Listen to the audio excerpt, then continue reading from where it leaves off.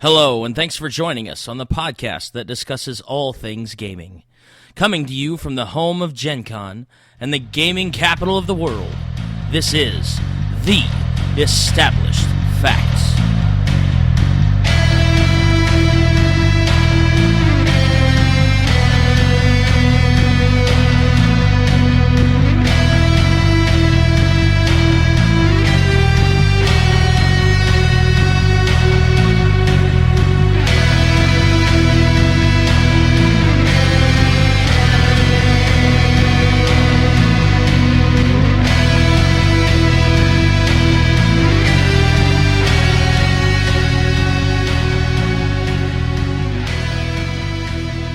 Hello, everybody, and welcome to another episode of The Established Facts.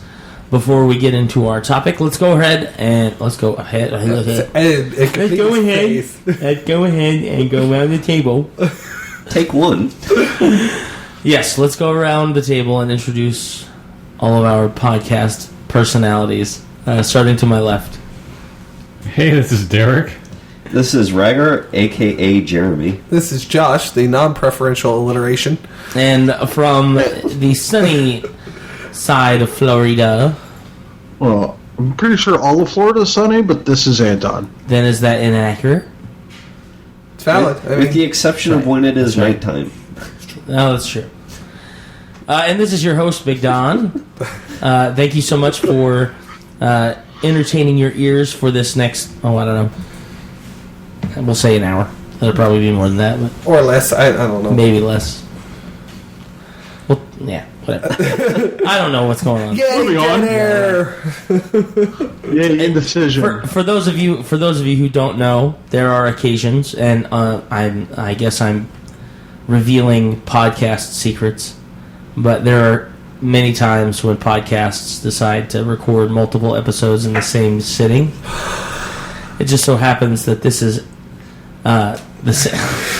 Dude, you killed the magic. I know, right? Yeah, I'm sorry. It just so happens that our brains are a tad frazzled because we just got done recording another episode. But which we're hoping you enjoyed the last one. Yes. Because if you didn't, we will find where you live. I didn't say we'd do anything about it. It's easy. Hopefully you enjoyed all of the conventions you went to. White pages! That's right. So, this still haven't happened. Without further ado, and before I can really train wreck this episode... our topic for episode 67 of The Established Facts. Oh, we got 67 episodes. That's right. We're old. Taking up so much storage space. Well, you know. Well. You got to get one of those newfangled hard drives. And maybe more channels on our audio. That's right. 5 is good right now. Yeah, 5 is fine. So we're going to discuss... some cons. At the end of our last episode, we plugged about everything in the world, and several of them were different conventions, gaming conventions mostly. By con, you mean conference, or convention, not negatives, correct? Correct. Okay. Not like pros and cons, but like conventions or conferences. Or consortium. Way to let down Derek. Right, I'm sorry. Is it con to be talking about a con? What? No? Sorry. Oh my goodness. However, our discussion topic will get into the pros and cons of cons. Oh, that's yay! Oh, yeah. All right. Anyhow, so we're gonna discuss for our first topic, micro cons versus mega cons, and what I mean by that. Macro cons just sounded too techy. True, that makes sense. I like MegaCon. That was pretty good. I like that too. So you got to do it with the voice every time, though. That's a MegaCon. Yeah, it's a Transformer con. That's right. That's what MegaCon is. Optimus Con. Conobots roll out. Conobots. Yeah, That just happened, folks. Like I said, episode 2. I apologize to everybody who's listening right now whose ears are bleeding. Oh, we have to have one of these episodes every once in a while. That's right. I think we should trademark that. We should continue this. Okay. Japan's probably already done a MegaCon. Probably. And they're Decepticons. And they probably already have Conobots. They're Conobots, right? You guys are horrible. Right, so that's been marked down. Cool, it's a reality. Yeah. So what is our versus topic today, host? Versus topic. So the concept of microcons versus megacons Mega. is the idea of you have your friendly local convention or your friendly local podcast who puts on a convention, and maybe they get 400 or 500 people during a weekend, whether it be 2, 3, 4 days, Snore.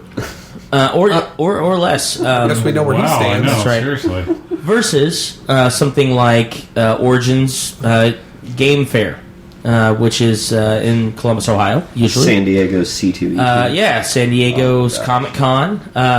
Of course, Indianapolis's Gen Con. Dragon Con in Atlanta. Several of these conventions that are kind of headlining conventions that see somewhere in the neighborhood of 20 to even sometimes probably close to 60, 70, 80,000 people. I would say it might be far-fetched to say 100,000 people, but I guess it depends. I don't know what Comic-Con Oh, is. yeah. So, I think the numbers said 120 actually for this year. Oh, wow. Shows how much research we do before. yeah, right, we don't care. Surprise! Yeah, right. We're like, Gen Con got 49,000. San That's a Diego's lot, like, right? yeah, dude, whatever. We hit 49,000 52 years ago. Our research primarily comes from Wikipedia. Yeah. Around 130,000 in 2010. Good. In 2010? Yep. Josh, we had it at the same time. Good Thank you grief. guys for fact checking that. Yeah, right? The Awesome. established facts. Really don't care. That's right. Anyhow. So, yeah. So We you got... establish our own facts. We don't That's take right. other people's That's right. facts. I mean, we don't... Yeah. We try to give you non-misleading information because it's always Try. factual. We try, yeah, because it's always a fact. That's true.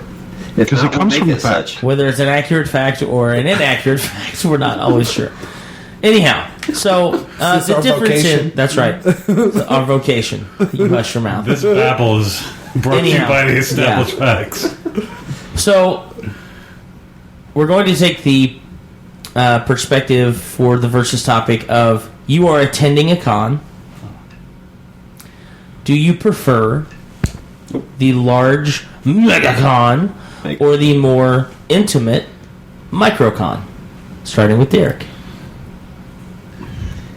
Me again. Let's always do the things you want to do. Yes, you should. Because I keep hitting the microphone. I am going to. I hate to say it, folks. Are you getting smited? I'm building my fence, and I'm going to sit on it. Okay. I'm going to introduce a third choice. I'm going to do a medium-sized con. A medium-sized con. That way I can avoid fence sitting. I'd like an average population con, please. Tony? Mega. Mega. Yeah. I'm going to definitely have to go with the megacon on that, too. Interesting. Yeah.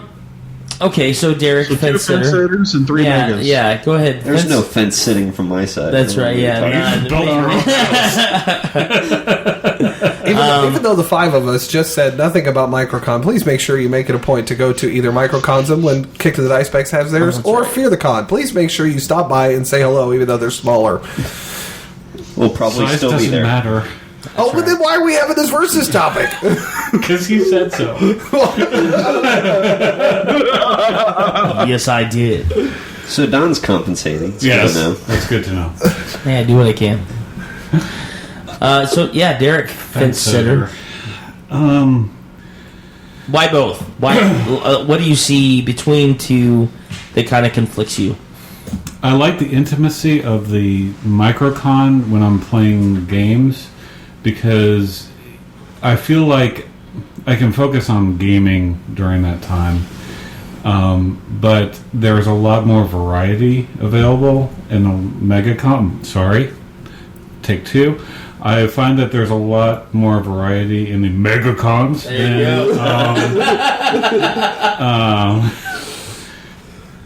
that I won't get at regional or microcons. Case in point, when I go to to Fear the Con, or when I went to like Kineticon or any of the smaller conventions, two things happened. One, I literally just gamed, but there was also vendors that you would not normally see at megacons. So I learned about different comic artists, different authors. Like there was a Cthulhu author at Kineticon that I would not have even known about at like Gen Con or something like that. So that's why I'm on the fence, because there are really benefits to both. There are also problems with both. With the intimate cons, games tend to fill up very fast, and there tends to be less availability if you don't get into a game, and there's less to do there. And at the larger cons, it can get overwhelming, even for a veteran like me. Like when I went to Dragon Con, basically, I'd say about 80% of the convention was crammed into 3 hotels. And to get from one event to another, you had to literally crowd surf your way to the other hotel. Literally, so you were just kind of Yes. floating all over Yes. people. It was like Mega City 1 or Blade Runner, you know. So yes, I'm sorry. Figuratively, you had to crowd surf through people to get to the other hotel, and it just you had to like Avoid the leave block wars. yourself like 30 minutes to do like a 5-minute traverse. It just got annoying and obnoxious. That's crazy. Tony? For me, one of the single biggest things is organization. The bigger cons tend to have a lot more structure to them than some of the smaller ones that I've found. And this is just from my personal experience. And I have been to a couple of other larger cons before, but it just seems overall, typically you're going to find they've done the things over and over and over again, have got their patterns down, know what they're doing, versus the smaller cons. Not to say that they don't, but and just a general consensus, that's true, because typically your smaller conventions are newer. I disagree with that wholeheartedly. Kineticon's been going on for at least 10 some odd years. I said typically. Typically, I wouldn't even say that. I mean, yeah, there are a couple of startups that we have gone to just because, like Fear the Con, but a lot of the smaller cons that are regional, they focus on one or two things. There's a sci-fi convention. I forgot where it is, and I'm going to kick myself for that. But they had who wrote Discworld? Oh, I don't know. Terry Pratchett. Terry Pratchett. Yes, they had him there, and it was a really well organized convention. But it was a small convention, so I don't want to give the impression that small conventions are disorganized or are startups, because there are a number of them that have been around for a long time. There's the librarian convention and the insurance convention that was going on. Right. But, I mean, if you're talking about... That was going on at the exact same time as Comic-Con. That's why he made that statement. Oh, okay. So anyways, sorry about that. Just the fact that weaved its way into our conversation. The Public Librarians Awesome. Association convention was going on right down the hall from the Comic-Con. So you want right. to talk about two complete I won't say complete opposites. but it Insurance was there too. I didn't see the insurance They were guys. setting up. They were setting up. Their It was on convention Sunday, I yeah. think. No, the complete opposite would be like Gen Con and a motorcycle. Oh, kind of like what Oh happens yeah, like when last year. Yeah. the MotoGP are here. Yes. So you got to keep this in mind. Like, if you're thinking comic conventions, a perfect example, one most of you guys have probably never heard of is Emerald City Comic Con. Have you heard of any of you It's heard of in it? I have Yes, heard of I that, have. yes. No. To give you an idea in perspective, that is a smaller end of the spectrum for comic conventions, and there are over 60,000 attendees on that one. Yeah. Well, and this year's Comic-Con in Indianapolis, I was fully under the impression that we were looking at a maybe 2,000-3,000 person con because I just wasn't expecting it to blow out, and they got 10,000 people on Saturday. So, Which is what they were expecting for the entire weekend. exactly, and that's even more than I expected. Yeah. But then you have Fear the Con that we've had 200-300 attendees. Right. So there's a bit of a scale there. For me, the mega cons are very, I'm sorry that I put that into practice. Then again, I'm awesome. not. they're very much. There are a lot of opportunities to get your hands in a lot of pots. You can, especially when we were starting out. I was so glad that our podcast started the weekend of Gen Con because we were just able to go around and hand out to like hundreds of booths. Say, hey, you're going to do podcasts, but 5 of them probably listened to us. But it was neat because you had a lot of opportunities to just get your hands involved in things. But at hold on, I'm getting there.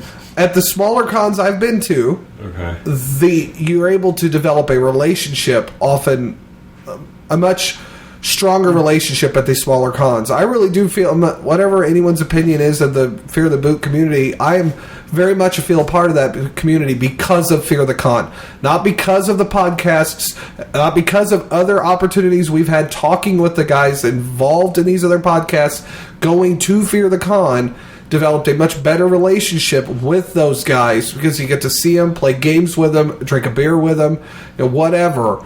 I can't necessarily say the same thing about Gen Con, but I also can't say that Gen Con doesn't have that relationship. We've had 2 annual meetings with Tracy Hickman to do a podcast. We had Silver Crescent Publishing, who we met our first year at Gen Con. Yep. That we may have never met them at a smaller convention.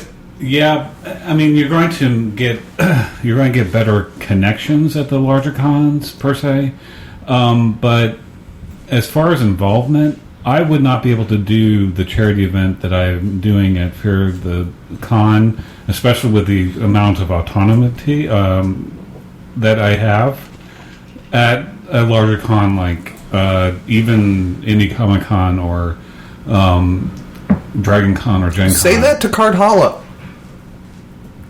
Card Holla at Gen Con. They are a booth that sets up and all their money goes to charity. Right, but they started like I think as soon as Gen Con moved to Indie, so they've had that long-term relationship, and that's been established. But I'm not certain that I could do something like that at a larger convention. So That's fair. I'm not doubting that. Jeremy?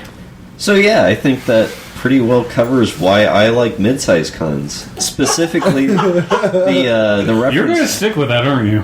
The That was reference not an option, sir. This is a versus. It's one or get the out of other. here. The reference that Demery had made to building that relationship with Silver Crescent Publishing, that was, that microcon style relationship.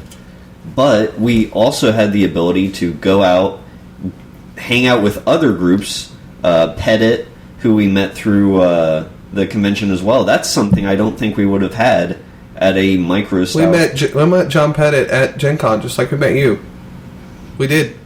Yeah, Oh, we that's met right. we met Derek there. Yeah. The We met him. Tool. Yeah, there was the Okay. Thieves Tools games. We met him. Yeah, was that the game? Yeah. Yeah. So If there. we can blame Gen Con on Derek. And that is not something I Other see way around. happening at a MegaCon. That's a mid-sized con event. So you're not putting Comic-Con San Diego in the same realm as Gen Con? I am not. Okay. Oh, really? That makes sense. Yeah. I mean, Yeah, because if you think about it, the other big one in the United States is New York Comic Con, which actually is bigger than San Diego's. At last year was 133,000, and they're growing still. But is there anything other than comic, as far as geek conventions, is there anything else in that weight class other than Nope. those two Comic-Cons? those two? No, probably not. And those are also, I mean, if you look at where they're at, I mean, you're talking San Diego, California, and New York Yeah. City. I mean, But it won't be long before Gen Con. I mean, Gen Con has grown the last 3 years by 5,000-6,000 people.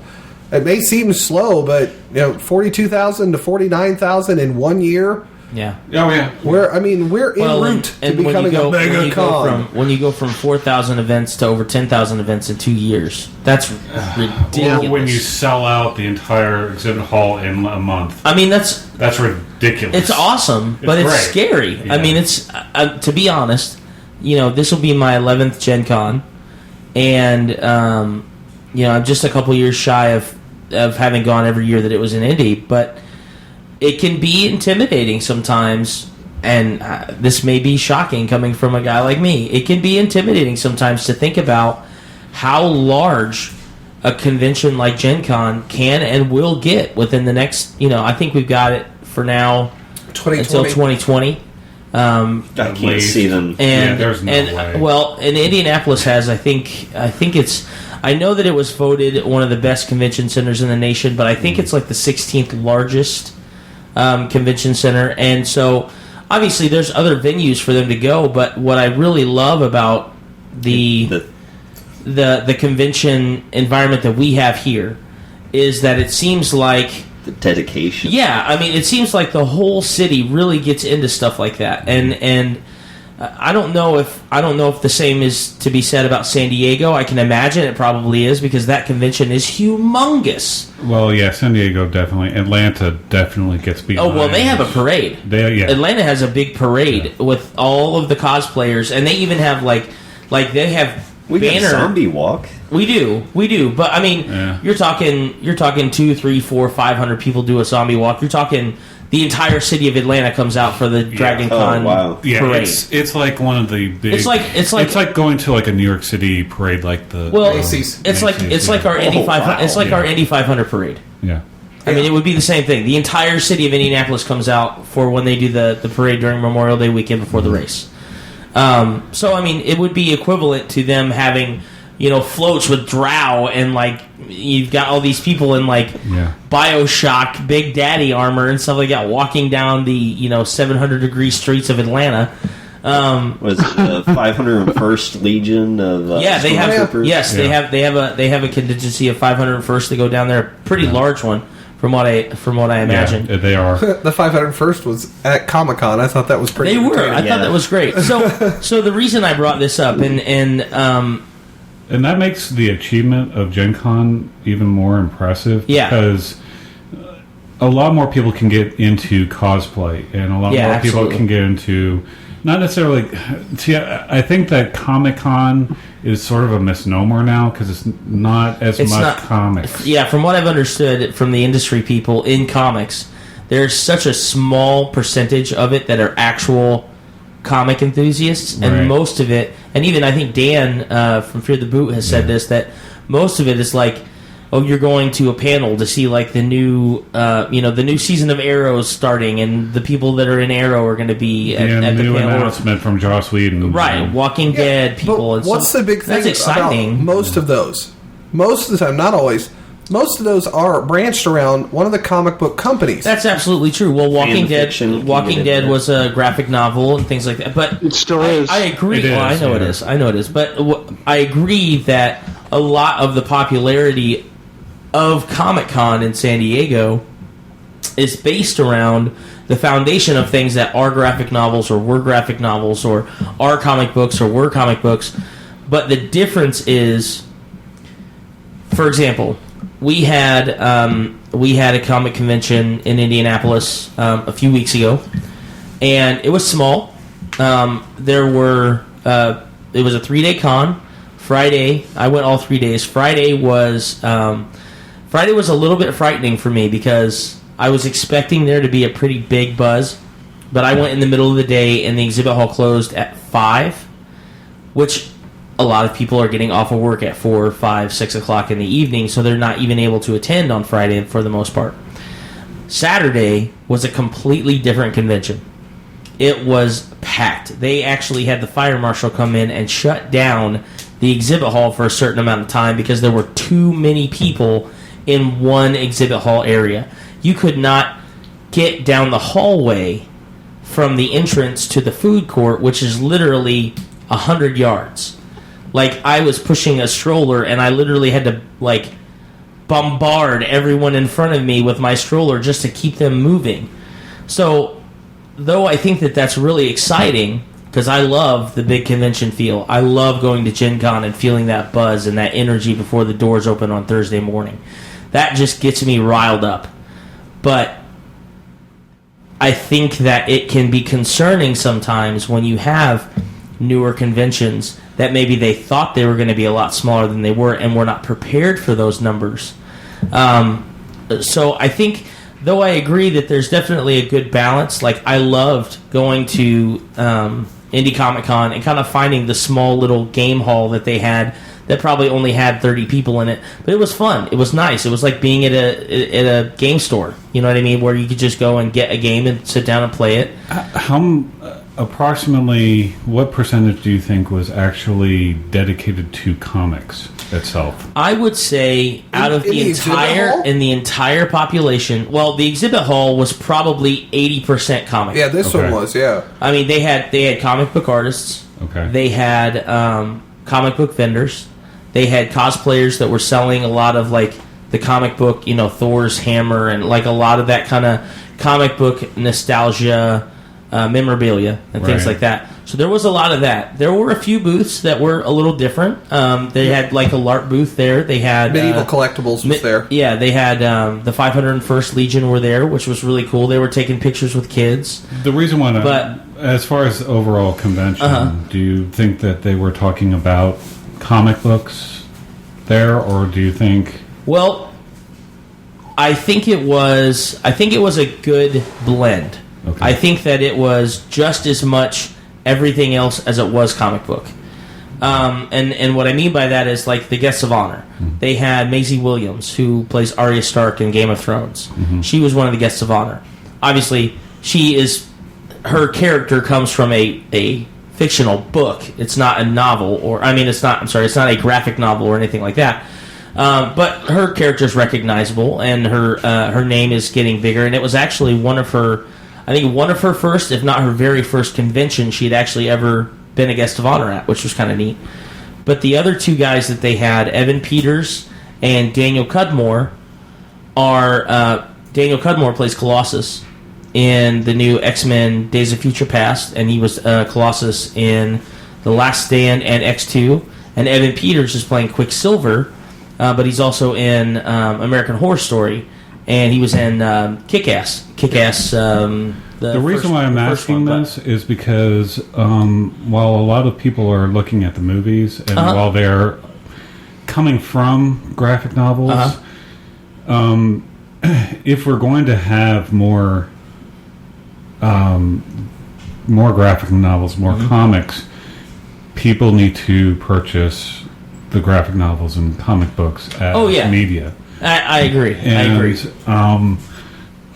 I think that actually I should say I know that it's starting to be a lost it really media, and a lot of these people are like, a lot of the moviegoers are like, oh, that's cool. It was based on a comic. Okay, that's all right, but it was a good movie, and they're looking at this as movies rather than okay, this was a print or now digital media that you read in panel form.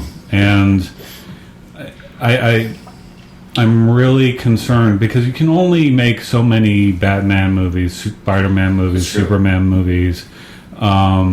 Hollywood doesn't think so. Well, they're goofy and That's because silly. all you have to do is start over.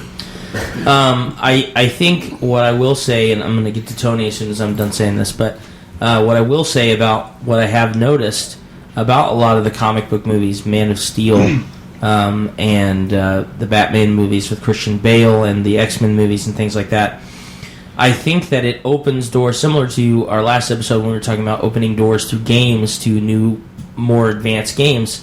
I think what it does is it at least opens the door to the idea that if you go and you see the new Amazing Spider-Man movie, maybe it'll pique your interest, and you'll go and you'll find those back issues of Spider-Man, and you'll find, and maybe you'll subscribe to the new Spider-Man movie. You know, I think that, though that may be a far-fetched dream, I think that in a way that is the reason why Marvel and DC are helping put these movies out there, is because these characters are so rich with their backstory that they're hoping, obviously they get a paycheck, but they're hoping that eventually, whether it be through a digital media or an actual print media, that they will go and they will get these comics and they will get these books and things like that. I think it's similar, Tony. Right after this, I think that it's like GameStop with board games. They're seeing the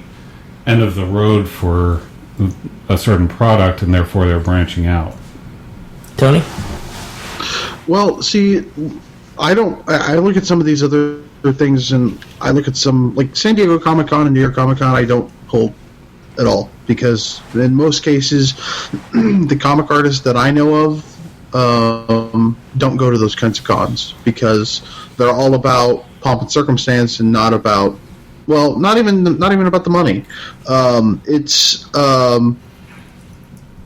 from my experience, I do know a few comic artists, and from the conversations that I've had with them, it's becoming more about the mainstream and about the whole movie industry type mainstream of things. And most comic artists, even some of the big comic book artists, people who draw like Superman and those kinds of series, aren't those kinds of people. That's my personal experience, and that's why like the people that I know are going to like Emerald City Comic Con, because they're more about the artists and they're more about the comics themselves and not about everything that's wrapped up around them. I know like I probably got The celebrity. You're talking about the celebrity. Yeah, not about celebrities. I probably know 15 artists that are going to Emerald City, but would walk into San Diego Comic Con as an attendee, but wouldn't go there as a vendor. Well, I think that something to be said about that too, though, is that though they may not necessarily be motivated as their principal priority to be, for it to be money.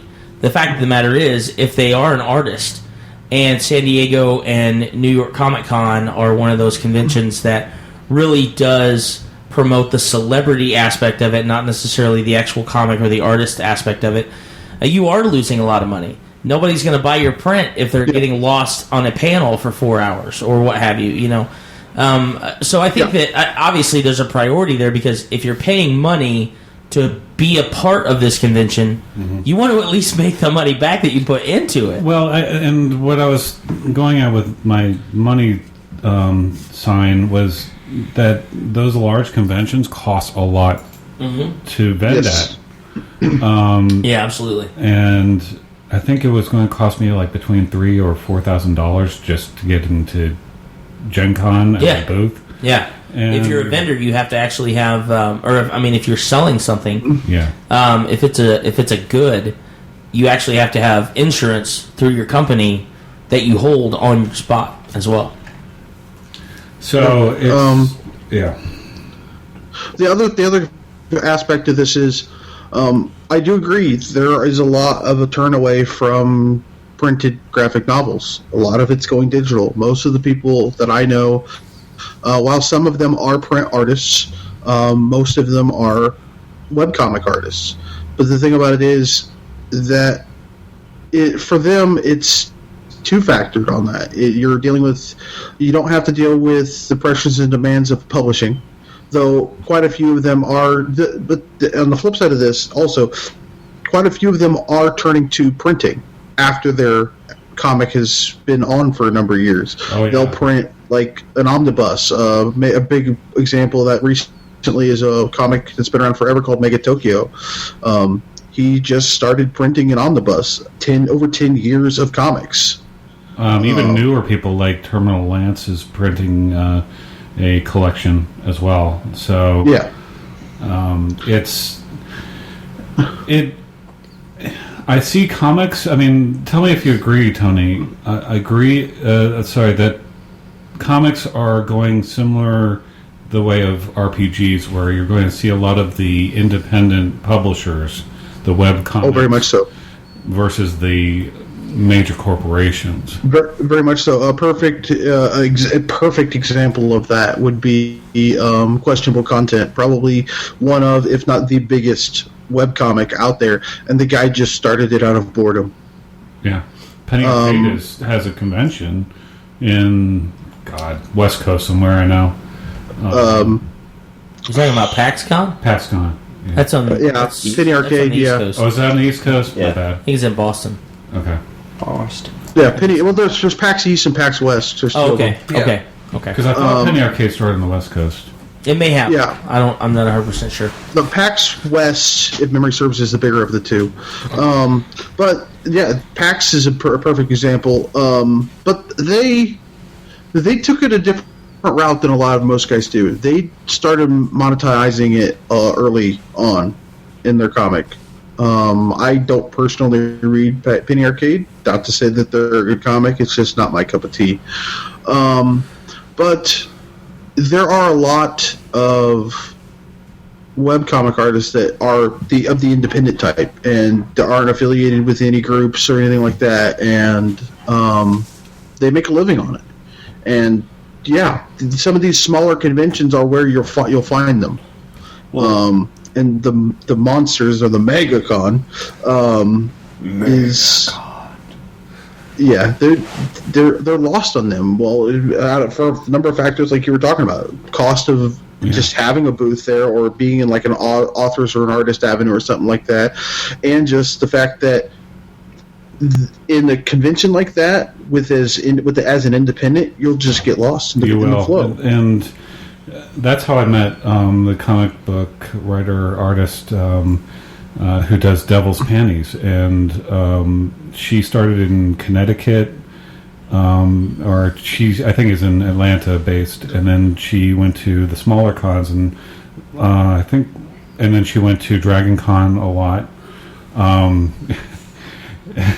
Her big shtick is at Dragon Con is that she likes guys in kilts, and she uses a leaf blower. So she has this event where she has a leaf blower and she blows the kilt up. Nice. And Marilyn Monroe's them, huh? Yeah. and then That's a little bit more obscene, though. yes, yes. Nothing is actually, very little is actually shown, but it's really funny to watch. That's right. But she was at Gen Con last year. Oh, very cool. So, I mean, With her leaf blower? no. I'm actually, with as much like anime dubbing and stuff that goes on at Gen Con, she could probably pull it off, but that's sort of like a Dragon Con exclusive type thing. I've heard Dragon Con is kind of the con you go to a party. You go to. Everybody needs to go to Dragon Con once, just to experience Like the it. Indy 500. Yeah. So, Jeremy. I really feel like you guys are missing a larger issue here with the relationship of printed material and webcomics going independent kind of a thing. I see this as being an issue of growth. What growth potential do they have by going to larger conventions? More exposure. Yeah. But that's it. What I'm referencing, or what I'm mentally referencing here is... I'm sorry, I have my telepathy turned off. That's why I'm getting ready to explain it. The way that this industry is maintained or handled within Japan, for instance, they have printed material, and then if it does well, if it builds up a readership, it gets promoted into a syndicated television series. And those television series introduce it to a larger audience, and it follows the printed material almost exactly. Yeah, but the way that Japan handles TV shows is much different than the way that we do. I mean, However, we no, hold on. go for it. We're Americans- definitely got a lot of topics on this one. No, Americans, it's okay. I'm gonna bring it back around. But That's fine. I think Don's with me on this one. But Americans tend to, as far as their TV is concerned, look at TV shows as never-ending series, except for like HBO and some of the more premium channels or the cable channels like FX and stuff like Japan that. actually has the same issue, by the way. I think every good culture that finds a hero that they can really wrap. I mean, England has Doctor Who 900. Yep.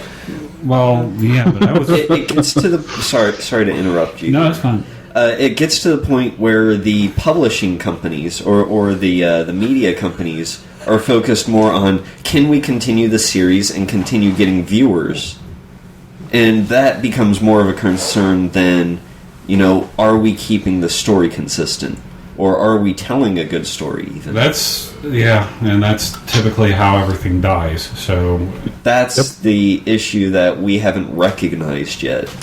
Okay, so in regard to that, one of the more popular animated series is Avatar: The Last Airbender. oh jeez. What? It's awesome. Avatar: The Last Airbender, if I'm not mistaken, started as like a graphic novel or like a comic series, and after much acclaim, became a televised series. If you haven't watched it, you're crazy because it's amazing. So fantastic. Then it's amazing. I I'm trust just you. telling you. And there's only three. The original character of Aang. There are 3 books, so they're basically like 3 seasons. And then what they did was they took a spin-off and they continued with the story of the Avatar, but now it's the new Avatar in the cycle. And it's the Legend of Korra is the new series that they're working on. Same kind of concept, some changes, still really good. But what they have done is they have literally gone back and they have begun to fill in, because there is, I think it's like 70, 80 years Of in his between actual life. Yeah, in between the end of the Last Airbender televised series and the beginning of the Legend of Korra. So they're actually filling in from where the Last Airbender ended with comics and graphic novels throughout until they get to when Aang finally passes on. Well, it's similar to the way that Joss Whedon handled Buffy and Angel. Absolutely. So, anyhow, I know that we kind of went on a really nice tangent on the comic book thing, and I We think went that on a journey. we did, and I really like it because I think that really instills confidence in me that we need to do an actual like comic book style hero, regardless how we actually do it, but an actual full episode of it. But what I want to get into a little bit is kind of back to our conversation about conventions and really discussing what makes a con, whether it be a small con, a big con, a medium-sized con, just a convention in general, especially, obviously a comic book convention or a gaming convention. What makes a con succeed or fail? Like, what are the factors that can really, like, push one to stellar heights or watch one completely die off and never be done again? Oh, I got an Go ahead, easy Ragnar. one. The user experience around, and I'm using user experience in terms of, what's the customer's interaction with the system. So making sure that user experience of getting the ticket, getting to experience the event Oh, yeah. is there. Absolutely. Gen Con had an issue where you'd try to submit, these are the events I want to get into, and the system dies. Yeah. Like the servers die because there's so much traffic. Oh, yeah. Comic-Con, we ran into something similar. People could be waiting in line for an hour, get halfway into it or so, and then they announce that sorry, we ran out of tickets for Saturday. And then 15 minutes later, after some people may have left the line already, if you're still in line, we will be selling tickets for Sunday. And you can still attend Saturday and Sunday. Having some communication between the Yeah. people who are organizing the event, the ticket sellers. A contingency plan. Yeah. Well, just, hey, we're getting short on tickets. Make the announcement to somebody. And then start the preparation. Okay, we're going to be running out of tickets in an hour, 3 hours from now. What would we do if that happens? Well, let's sell tickets for Sunday. Make sure that's ready. Right. And then for Right. something like the servers, just try to... They fixed that, though. They did. They have, Well, yeah. They It's have. about 95%. Yes, there are still some times when you hit submit to enter the queue that it crashes. Right, but, I mean, judging from, like, when we were... Gen Con, by the way, is what we're talking about. Yeah, Gen Con, like, when we were doing this, when we first were Oh, living- yeah. We already had 6 of the old computers up and running. Yeah, when we had, like, the command center Yeah. up, and we were all, like, hitting the button at the same time, and then we do refresh. They and needed refresh it. and- It was... From a computer perspective, it was basic knowledge that you need to have a queuing system, a message queuing system yeah. for something like that. And the fact that they did not, or the fact that they had a system that might have done something like that but could not handle the volume, I mean, all you have to do is put those things in queue and then it will get to it eventually. Right. And and they need to do that with housing. They had a huge Yep. issue with housing this year, and admittedly, they went with a new group, so there was probably some expectation. Right. for Growing homes. pains, things like that. But I mean, even outside of technology, vendors The old word- and vendors and con exclusives. A vendor who has a convention exclusive has got to bring enough for the entire expected crowd. Oh, absolutely. I've got some friends in Arkansas, and they are huge HeroClix fans. And every year, HeroClix has an exclusive. So you have a line that wraps around. Yep. Oh, yeah.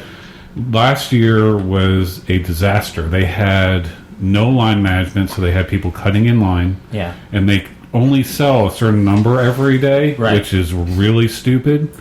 And so, like, I got up to the front of the line, and there were 2 exclusives. I was able to get one of the lesser one of them, but it took me like over an hour for that to happen.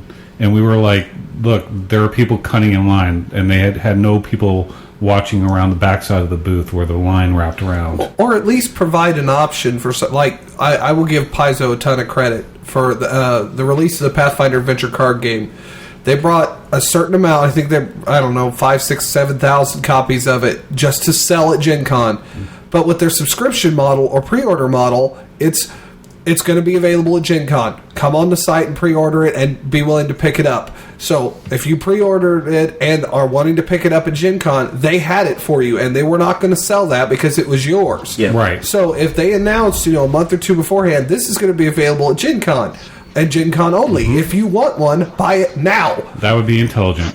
That's a really good approach for a vendor to take Yeah. for something like that. Yep. If it's going to be something that's freely given away, or if you want to do something where you're drawing the buzz of that line, then what I would recommend is plan for one day at a time, watch how much is consumed, and then if you need to request more, ship it. Yeah, and they had the line, though. There was still an extensive line. They had the product, like, behind closed doors. But they wouldn't share it. Correct, because they wanted because they had issues where everybody came. If you couldn't come on Thursday, then you would not get it like Saturday or Sunday. See, that's where I feel like they should just keep going and watch how much they're selling per hour, or something along Yeah, those but trying to lines. priority ship something like that would have cost them more than they'd be getting in profit. A lot of those guys are There not is coming also close. bad will, and there is a lot of bad will amongst the Oh, yeah. customers, and you're going to It's make that up. brand image is part But of when it. you have a small, I don't know how big HeroClix is. I'm not okay, but pretty when big. you're trying to It come is. up with something that has a rarity to it, printing 50,000 of a rarity piece doesn't make it as rare. But if you have 200,000 players, Yeah. You're going to have... then you've got 1 in 4 people that have that piece, and you have to nobody else physically does. be at Gen Con to do that. Right. So you're going to have the rarity there. And if you've got someone who's saying, okay, I'm offering this for sale, and I'm going to stand in line to purchase it, you would better have that piece ready to purchase. Or you better be able to go up there and stop people, allowing people in the line. Well, Because another- people will get in line and then find out it's gone. Another thing that you can do is if you look at 2011 population to 2012 to 2013 to 2014, we saw 7,000 unique attendee growth between 2012 and 2013. Okay, well, if you are WizKids and you go, okay, well, there were 50,000 people at Gen Con last year. Mm-hmm. Let's make 50,000 pieces. If we have more people show up, we can do a rain check. Or let's make 55 just in case. And okay, if they have 57, well, you're SOL, or we'll make you a rain check for the and other they have 2,000. marketing people with like MBAs and whatnot to Right. come up with Right. And it's like this isn't their first rodeo. I mean, Right, they've done this exactly. every year. Well, and That's they've done- what pissed me off It's more than the big thing that. is they're a big box game provider, Yeah. and so they should know. They should know. Okay, look, if you have exclusive content, okay, maybe only a quarter of the people that go to Gen Con are actually going to play HeroClix. That means you need to be accountable for those quarter people because you're going to be turning people away from a product that they want. And if they're in the whole point of retail business is as long as they're in your booth, you can make money off of them. Yep. Even if it's just, hey, let's buy one other guy. Okay, well, you just paid $3 for that one guy and you got an exclusive And piece. these are not cheap. These Yeah, are like $50 pieces. So it's this was something that I was going to talk about for Indiana Comic Con too. Something that really I had a ball at Indy Comic Con. I don't want to give anybody the impression that it was not a good time because overall I went every day expecting something new and got something new and had fun. However, I had an issue when I found out that a friend of mine had a friend that she had invited to the comic convention. He came on Saturday. He got in line. He took the line all the way to the front. Well, they, unbeknownst to everyone else, they had a cash line and a credit line. Oh, yeah. He was paying credit. He was in the cash line. He gets all the way to the front. They say, well, I'm sorry, we only accept cash here. And he goes, well, I'm at the front of the line. Would it be okay if I ask the people next to me in the credit line if I just pop over, buy my tickets, and then leave? And they said, no, you can't do that. You have to go all the way to the end of the credit line. that's bad user. It's bad customer service. Yeah. Yes. It's bad. Okay, I understand that you want to make sure everybody gets what they want, but the fact of the matter is, you only have 200 more tickets to sell, and there are 4,000 people in that line. No one is going to get the ticket that they want. So then he gets back into the other line. Mm-hmm. He doesn't complain. Mm-hmm. Props to him. I would have complained like a big fat baby. Mm-hmm. He gets back in the line. too. He's in the line again. He gets halfway up. So he's in line for about 45 minutes to an hour. They sell out of tickets. So just like Jeremy said, when they sold out of tickets, the people from wherever it was, I know the company, but the people who were actually working for the company that were selling the tickets basically came out and said, we're out of tickets. We can't sell any more tickets for Saturday. I'm sorry. They started turning away customers. For probably 15 minutes or so. Yeah. So he went home. He was upset because he wanted to go to Comic-Con. He wanted to see what was going on. He couldn't get a ticket, and they didn't have a solution for him. So he went home. He drove, I think, 45 minutes to an hour to get there. So he's a 2-hour round trip to get home. Doesn't get a chance to experience it. And then 15 minutes after he left, they said, well, we're going to go ahead and start selling Sunday tickets, but you can still walk the exhibit hall But- on Saturday. Here's the difference between that experience and with WizKids. I give Indie Comic Con a little bit of a pass this year because they're new at this. It is their first year. I Okay. totally 100% agree. And they got 10,000 people that one day. Saturday. Yeah, And they yes. sold out for Sunday, too. Yeah. Give I it. Yeah, What? they sold out for Sunday. I give them a bit of a pass for that. One other thing that I forgot to tell you guys is that with the exclusives, you had to pay cash. And they didn't even No let us credit. know that. Yeah, see, no that's credit. There is some shady That's stuff BS. going on. Yeah. And What about So- checks? nope. Nope. Yeah, it's Was there a post up that said that though? Like when you got to the line? when you got to the line, but Okay. how if you didn't know beforehand, you had to leave the line To go to the ATM, get cash, come back, and then you you'd got be- 200 people in front of you. Yeah, exactly. Holy cow! Yeah, I'm not going to be standing in line this year, even if my friends ask me to, because of that experience. Yeah. And And that's the risk you run. yeah, Here's okay. We've been doing a little bit of bashing because that's we have microphones. We can do such a thing as that. Things to keep in mind: pros and cons to have at cons, to have at conventions. You got to have organization. We obviously know that. Yeah. Your customer service does need to be top notch. On the same note, though, people going to conventions, don't be douchebags. Yeah, you Oh, gotta yeah, be. that's I mean, true. absolutely, 100%. Cutting in line, pushing yeah, people. that's. Cutting in line is not warranted. I Yeah. don't care who you are. Yeah, I mean, At Dragon Con, you cannot get your tickets mailed to you. So your convention tickets, you actually have to stand in Will line, call. and it is a long, long line. But people do it, and they get through the line really quick. yeah. And it's a very fast process, and you move on. Even here recently, Gen Con in the obviously you can do will call and you can have your passes mailed to you, but for the longest time their actual like at door tickets took like forever to get through. Oh, yeah, I remember But this that. last year, I mean, it was amazing. Because it was 24 hours. They Yeah, had it was will call open ridiculous. all They night. had it open all night, so you don't have people just aimlessly standing in line waiting for things to happen. Agreed. It's just constantly moving. And that's good. And I think that if you learn from your mistakes, then you can definitely grow. And I think that's what happened with Gen Con. I've got a Yeah, good absolutely. quote for this, actually. It's one of the quotes that I really like. One of the aspects, or one of the things that makes a person smart is learning from your own mistakes. Somebody who's wise learns from the mistakes of others. Amen. And Yeah. when Gen Con had those event troubles, I mean, we saw partly it was the economy, but we definitely saw attendance go down. Yeah. But I don't think it's a too big of a coincidence that as soon as they fixed that, the attendance started going Oh yeah. back up again. Absolutely. Yeah, because there was a buzz. They started, especially with the event registration. The year before, when they first introduced the queuing system, there was a major buzz about that. They were learning from that. It really variety is the other thing I know is you want a successful con, you got to provide some sort of variety. But when I state that, part of that variety needs to come from exhibitors and from game masters as well.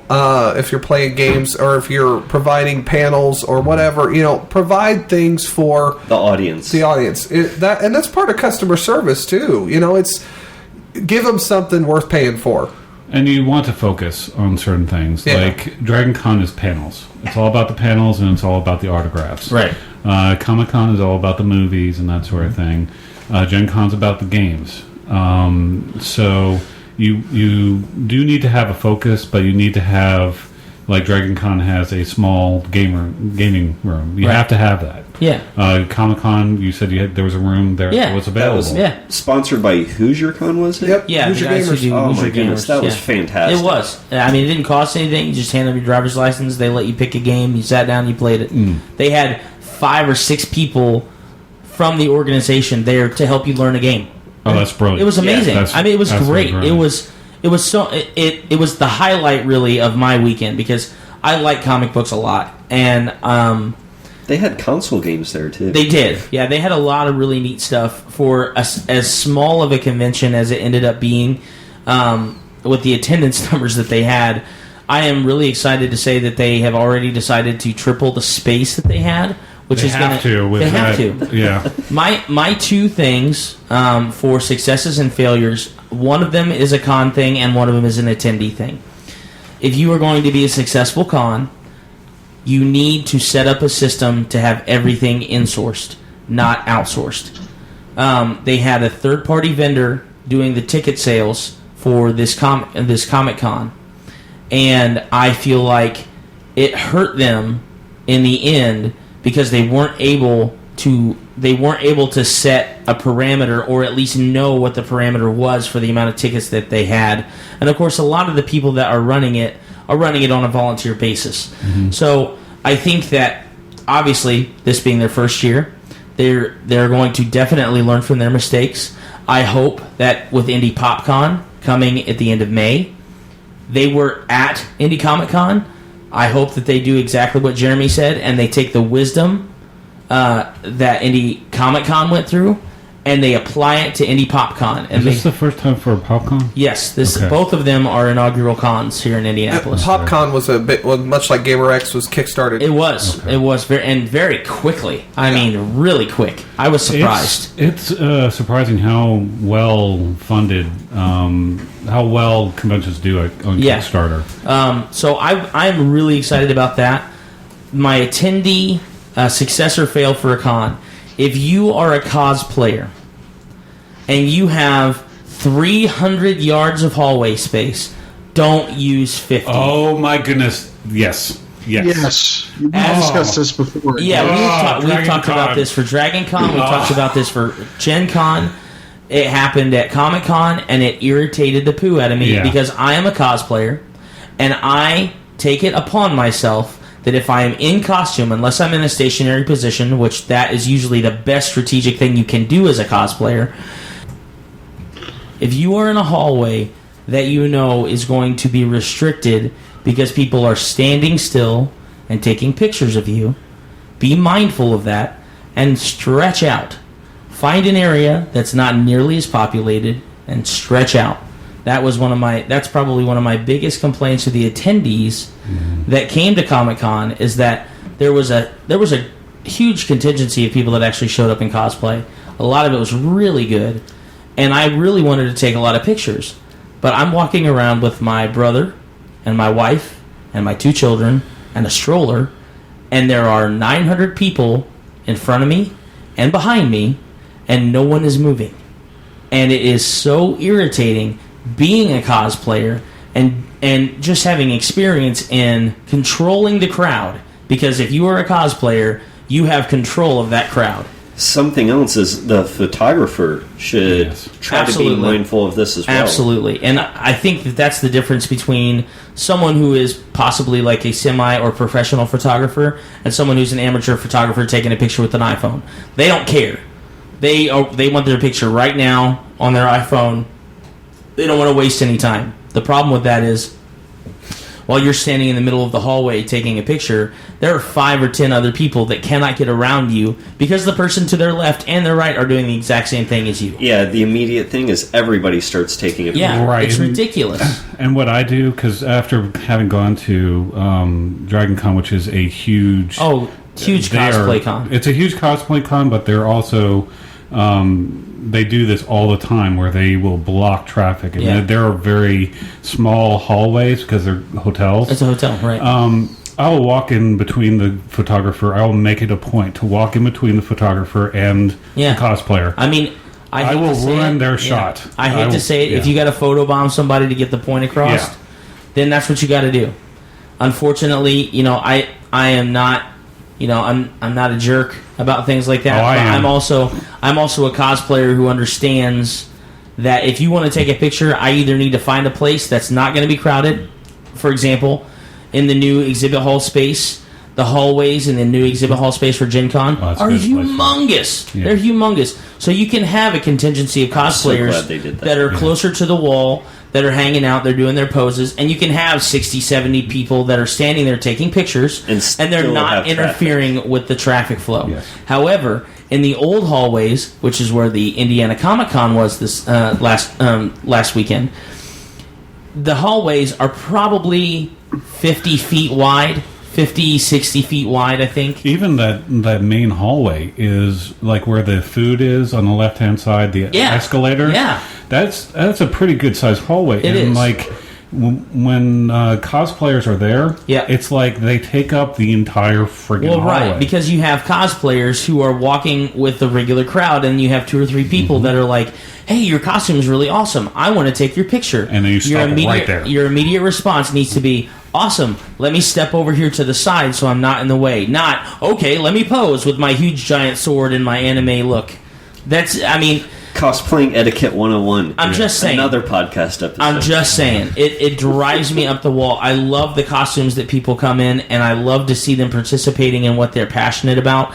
Get out of my way. Yes. If any of you listeners love. have comments on Please. this, Yeah. I mean, post it on every con website you can find. Just Yes. get out of the way. So, anyhow. hashtag NDTEF. That's right. That's right.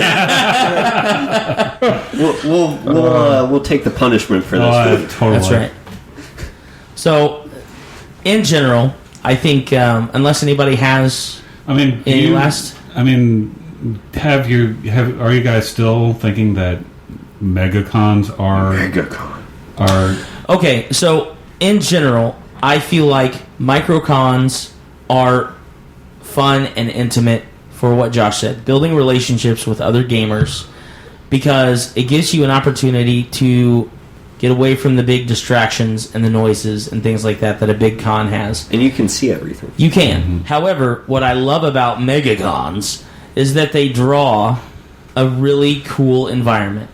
You're not going to see a lot of big name movie stars going to the 200 or 300 person convention, but you're going to see Robert Downey Jr. at San Diego Comic-Con, which is amazing. I mean, it's just an opportunity for you to celebrate the things that you love and the hobbies that you have. So if I want to geek out, If you want to geek out, big cons are the better way to go. If you want to game out, game on, or what have you, the smaller ones are the more intimate and usually, from what I understand, the more fun cons to go to.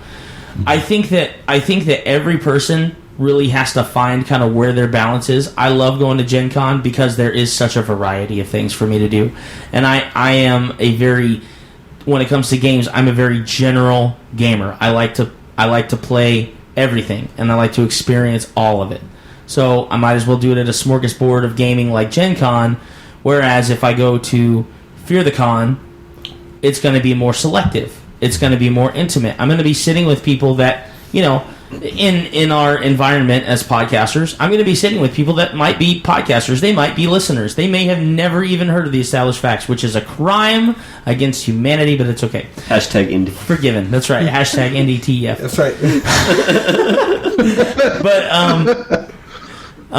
But I feel like both of them have, obviously, just like in any other type of gaming, both of them have their place. And I just, for me, the energy that comes with a Gen Con is just, I don't know, it's just something, it just gets me jacked up. That and the stories afterwards. Yeah. Yeah, I mean, like Origins with their Looney Labs room. Like, if you've never been to Origins, you have to go to that. That's crazy. It's like tripped out.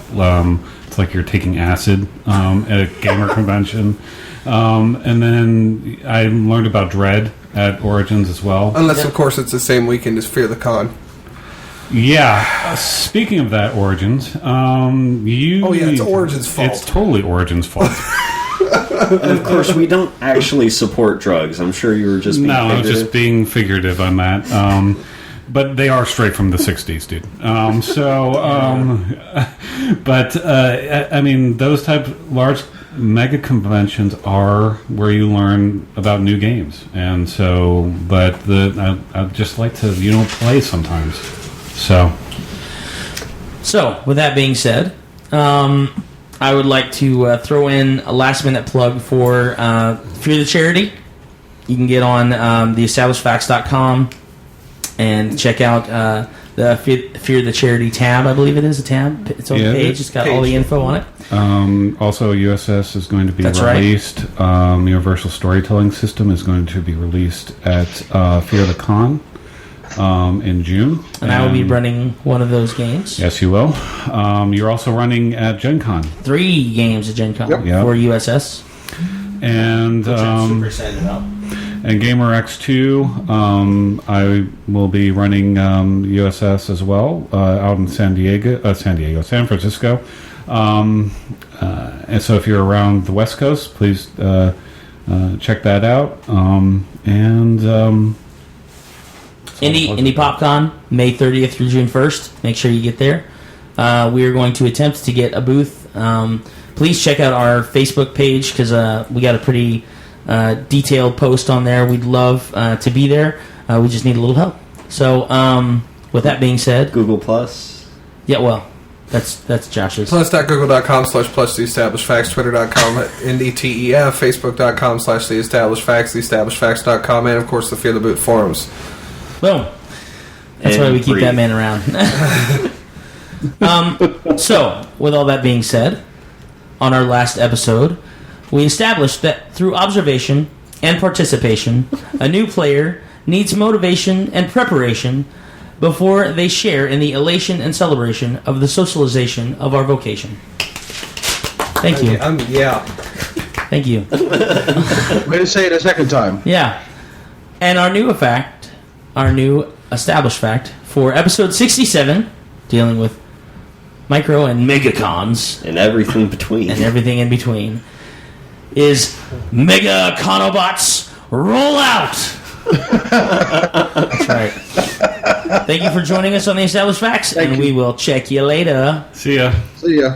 Please visit us at www.theestablishedfacts.com and our Facebook page, facebook.com/theestablishedfacts. If you would like to support us by buying some merchandise, visit cafepress.com/castingrobot.